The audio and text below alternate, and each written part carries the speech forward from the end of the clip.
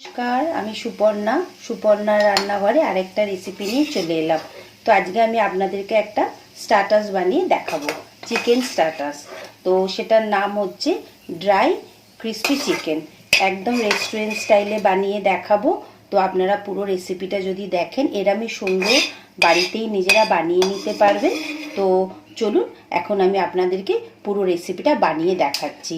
আর আমার চ্যানেলটা যদি আপনাদের পছন্দ হয় তাহলে অবশ্যই লাইক, কমেন্ট, সাবস্ক্রাইব করবেন আর পুরো ভিডিওটা দেখবেন। তো চলুন এখন আমি আপনাদেরকে ড্রাই ক্রিস্পি চিকেন বানিয়ে দেখাচ্ছি। স্টার্টারটা বানাবার জন্যে আমি প্রথমে চিকেনগুলোকে এইরকম ব্রেস্ট পিস নিয়ে নিয়েছি, নিয়ে এইরকম সরু সরু করে কেটে নিয়েছি। আমি ডিমটা আগে দিয়ে ফেলেছি, ভুল হয়ে গেছে, আপনাদের দেখার আগে আমার দেখানো উচিত ছিল। এইরকম লম্বা লম্বা করে আমি চিকেনটাকে কেটে নিয়েছি, নিয়ে একটা ডিম দিয়ে দিয়েছি এটার মধ্যে আগে। এবার আমি 1 চামচ লাইট সয়া সস, এই 1 চামচ দিয়ে দিলাম। 1 চামচ আদা, রসুন আর কাঁচা লঙ্কা একসাথে বাটা আছে, এটাও দিয়ে দিলাম। অল্প একটুখানি গোলমরিচ গুঁড়ো দিয়ে দিলাম। পরিমাণ মতো নুন দিয়ে দিচ্ছি। পরিমাণে আমি কর্নফ্লাওয়ার দেবো, আর যতটা কর্নফ্লাওয়ার দেবো ততটাই ময়দা দেব। এই যে 1 চামচ কর্নফ্লাওয়ার, 2 চামচ আমি কর্নফ্লাওয়ার দিলাম, 2 চামচ ময়দা দিয়ে দিলাম। প্রত্যেকটা জিনিসকে আমি ভালো করে মিক্স করে নেব। এইভাবে আস্তে আস্তে, আসল জায়গাটা আমি প্লেট নিয়ে নিয়েছি, এখানে বাটিটা নিলে বেশি ভালো হতো। তো আমি এখন আস্তে আস্তে জিনিসটাকে পুরোটা ম্যারিনেট মিক্স করে নিয়ে আগে করে আমি আধ ঘন্টা মতো এটাকে এখন ম্যারিনেট করে দিয়ে দেবো। এটাকে আমি আধ ঘন্টা মতো ম্যারিনেট করার জন্য রেখে দিচ্ছি। 1 ঘন্টা হয়ে গেছে, ম্যারিনেট আমার পুরো হয়ে গেছে। এখন আমি কড়াতে তেল নিয়ে নিয়েছি, ভালোভাবে এটাকে ডিপ ফ্রাই করবো চিকেনটাকে। গ্যাসের ফ্লেমটাকে এখন বাড়িয়ে নিয়েছি, ভালো করে আগে তেলটা আমাদের গরম হয়ে যাক।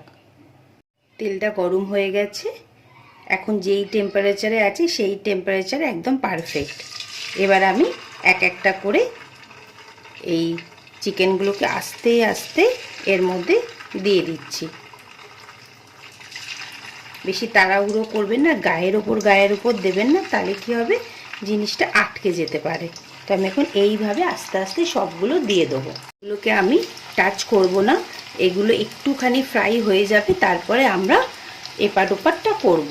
তো এটাকে এখন আমরা টাচ করছি না এখন একদমই। এবার দেখুন চিকেনগুলো ভালো করে ভাজা হয়ে যাচ্ছে। এবার আমি আস্তে আস্তে এগুলোকে এখন উল্টে দিচ্ছি। একদম ভালো করেই ফ্রাই করে নেব, যাতে আমাদের পরে আর ভাজতে না লাগে। এই জন্যে এখনই আমরা পারফেক্টভাবে অন্তত 80% আমরা চিকেনটাকে এখন ফ্রাই করে নেব। একটু উল্টে দিচ্ছি যেগুলো যেগুলো হয়নি।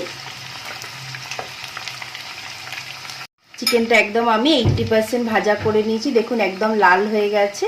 এবার আমি চিকেনগুলোকে আস্তে আস্তে তেল থেকে বার করে নিচ্ছি, প্রত্যেকটা চিকেনকে। এখন সব চিকেনগুলো আমি একদম 80% দেখুন ভাজা করে নিয়েছি, নিয়ে এগুলোকে এখন উঠিয়ে নিচ্ছি সব। এবার আমি একটা ওই চিকেন ভাজার তেলটাই আর একটা কড়ার মধ্যে দিয়ে দিলাম। তেলটা একটু গরম হলে আমরা কি করব, এখানে একদম চপ করে আমি রসুনটাকে একদম কুচো কুচো করে, যতটা পারবেন মিহি করার চেষ্টা করবেন। রসুনটা এখন আমি এর মধ্যে দিয়ে দেবো, দিয়ে এটাকে হালকা ব্রাউন করে নেব। কালারটা বেশি একদম পুড়ে যাতে না যায়, একদম হালকা ব্রাউন হবে। একটুখানি ভালো করে নাড়াচাড়া করে নিচ্ছি। এইভাবে খেয়াল রাখবেন যেন একটা হালকা হালকা কালার যেই আসবে গ্যাসের ফ্লেমটাকে তখন একটুখানি আপনারা কমিয়ে দেবেন। দিয়ে আমরা এক একটা করে ইনগ্রিডিয়েন্টস চিকেনের মধ্যে দিতে থাকবো। খুব ভালো টেস্ট হয়, স্টার্টার্স হিসাবেও আপনারা এটা খেতে পারেন, এমনকি বাচ্চাদেরকেও বানিয়ে দিতে পারবেন। এটা আপনারা ফ্রাইড রাইসের সাথেও খেতে পারবেন। একদম ড্রাই ক্রিস্পি চিকেন হয়। এবার দেখুন হালকা হালকা আমাদের কালার আসছে। এখন আমি কি করব, গ্যাসের ফ্লেমটাকে কমিয়ে দেবো, মিডিয়াম করে দেবো। একদম কমিয়ে দেবো না, কিন্তু মিডিয়াম করে দেবো। দেওয়ার পরে আমি এখানে কিছুটা কাঁচা লঙ্কা একদম মিহি করে কেটে রেখেছি, সেটা আমি এখন কিছুটা এর মধ্যে দিয়ে দিচ্ছি। একটু ঝাল হবে এবং আর আপনারা যদি ঝালটা অ্যাভয়েড করতে চান তাহলে কাঁচা লঙ্কাটা আর দেওয়ার দরকার নেই। গ্যাসের ফ্লেমটা আমার এখন একদম কমানো আছে। এখন আমি এর মধ্যে এবারে একদম কুচো করে দেখুন এরকম পেঁয়াজ কেটে রেখেছি, হাফ পেঁয়াজ, ওটাও আমি দিয়ে দিলাম। সব কিছু তাড়াতাড়ি করে দিয়ে দিতে হবে। আর দেখুন একদম ছোট্ট ছোট্ট কিউব করে আমি ক্যাপসিকাম কেটে নিয়েছি, সেটাকেও আমি দিয়ে দিলাম। এখানে আপনারা রেড ইয়েলো বেল পেপারও ব্যবহার করতে পারেন।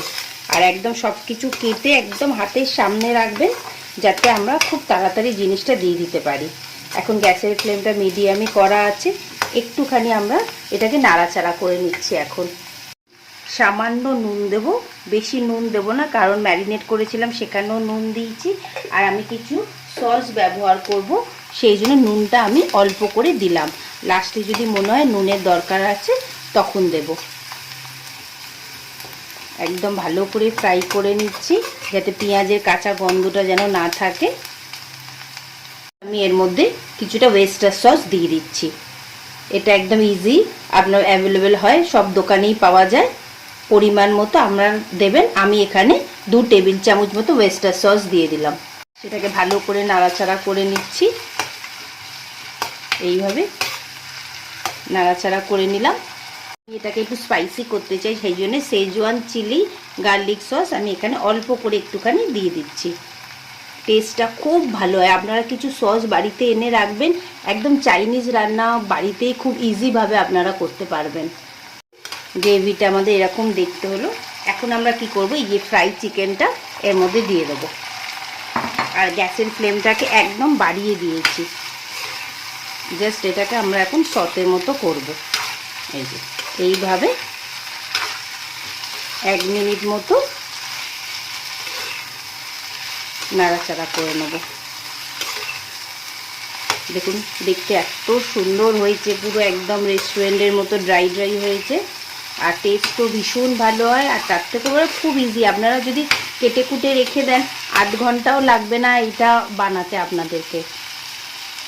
আমি এখানে একটু সেসমি সিড দিয়ে দিলাম, এটাতেও খুব ভালো হয় টেস্ট। চাইনিজ রান্না এমনি সেসমি অয়েল দিয়েই করলে আরও বেশি আপনারা টেস্ট পাবেন, ভালো রান্না হয়।